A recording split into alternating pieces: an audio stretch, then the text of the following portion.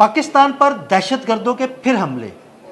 ایک گروہ نے وانا کیڈٹ کالج کو نشانہ بنایا تو ایک خودکش بمبار نے اسلام آباد کو نشانہ بنایا. دہشت گردوں کے یہ حملے اور ان کی پلاننگ افغانستان میں کہاں کی جاتی ہے؟ افغانستان میں کون کون سے دہشت گردوں کے کیمپ موجود ہیں؟ عامر رضا میرے ساتھ موجود ہیں، ان سے بات کرتے ہیں. عامر بھائی، دہشت گردوں کے یہ حملے تو رکنے کا نام نہیں لے رہے.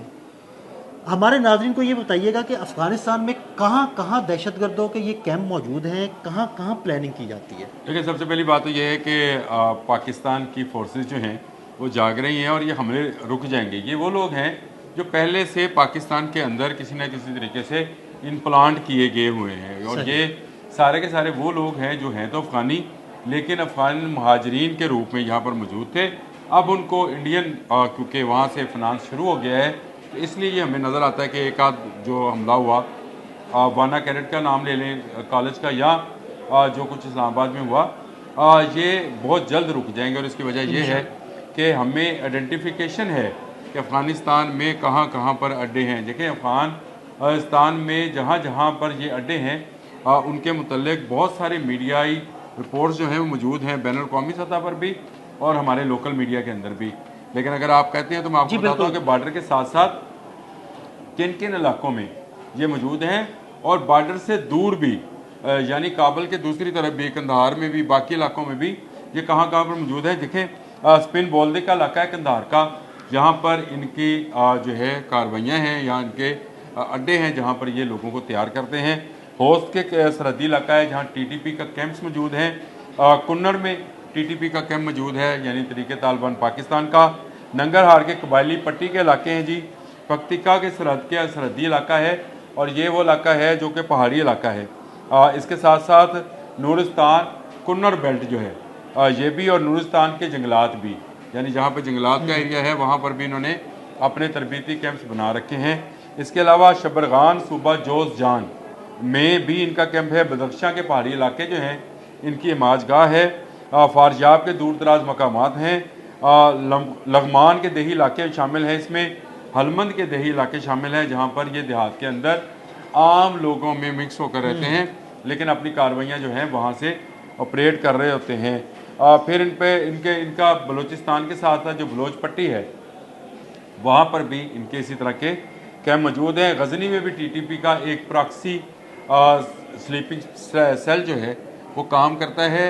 رہتے یہ قصبات کے اندر ہیں، لیکن الگ سے یہ انہوں نے اپنی بھی ڈومین بنا رکھی ہوتی ہے تاکہ اگر یہاں پر کوئی کارروائی کی جائے تو یہ کہیں کہ جی شہروں پہ حملہ کیا یا شہریوں کو جو ہے ہلاک کیا گیا. تو یہ ایک خاص قسم کی گوریلا وار کے یہ لوگ آتی ہیں جس میں یہ شہریوں کے اندر چھپ کے، یہ بالکل جیسے کچے کے علاقے کے ڈاکو ہیں نا جی، جو دیہات میں رہتے ہیں، آپ کو کھیتی باڑی کرتے نظر آتے ہیں، لیکن ان کا جو کام ہے وہ کسی کو اغوا کرنا، کسی سے رینسم لینا، کسی کو تھریٹ کرنا، کسی کو قتل کرنا.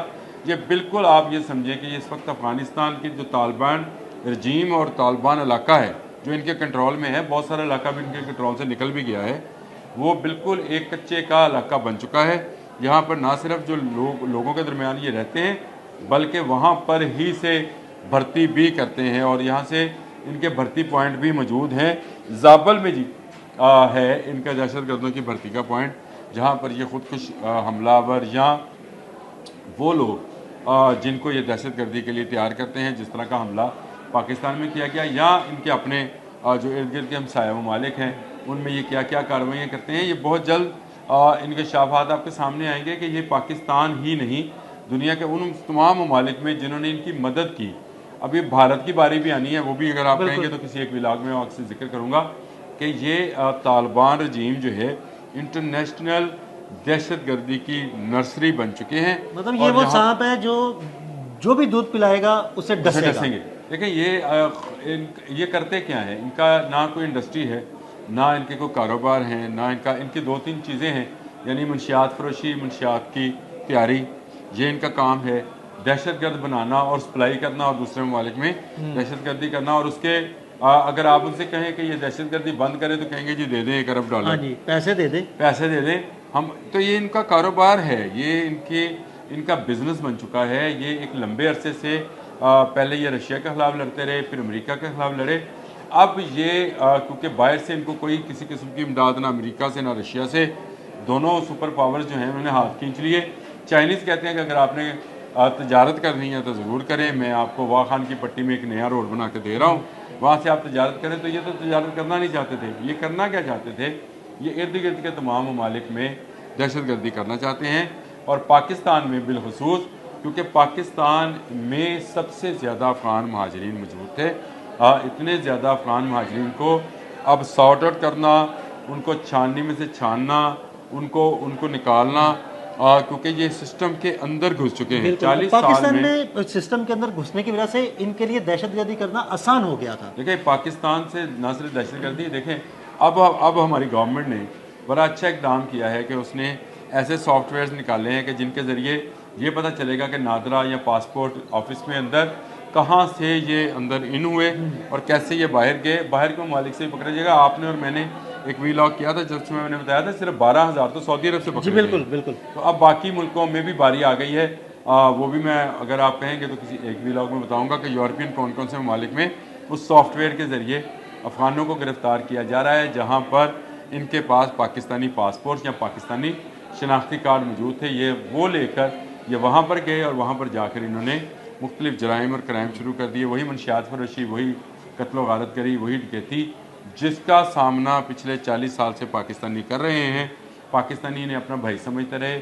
پاکستانی یہ کہتے رہے کہ یہ ایک ایسے مظلوم لوگ ہیں جن کے ملک پر پہلے رشیا آیا تھا، پھر امریکہ آ گیا، لہٰذا ان کی مدد کرنی چاہیے. لیکن انہوں نے پاکستان کی پیٹھ پر ہی چھڑا گھونپا. اب بھارت نے بھی ان سے ہاتھ ملایا تو بھارت کی پیٹھ پر بھی یہی چھڑا گھونپیں گے. بالکل. یاد رکھیے یہ بات بھارتیوں کو بھی یاد رہنا چاہیے. بھارتی میڈیا اس پر پکار بھی رہا ہے، وہ کہہ رہا ہے کہ یہ دہشت گرد ہیں.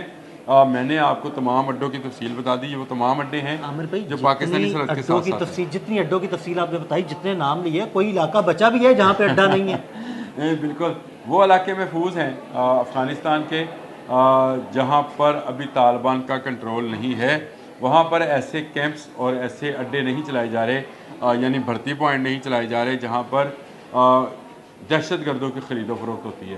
یہ صرف طالبان ایریاز ہیں جہاں پر دہشت گردوں کی خرید و فروخت ہوتی ہے. نہ صرف خرید و فروخت ہوتی ہے بلکہ انہیں دوسرے ممالک تک سپلائی کرنے کا کام بھی کیا جاتا ہے. یہ بھی کیا جاتا ہے، پھر اسلحہ بھی فروخت کیا جا رہا ہے.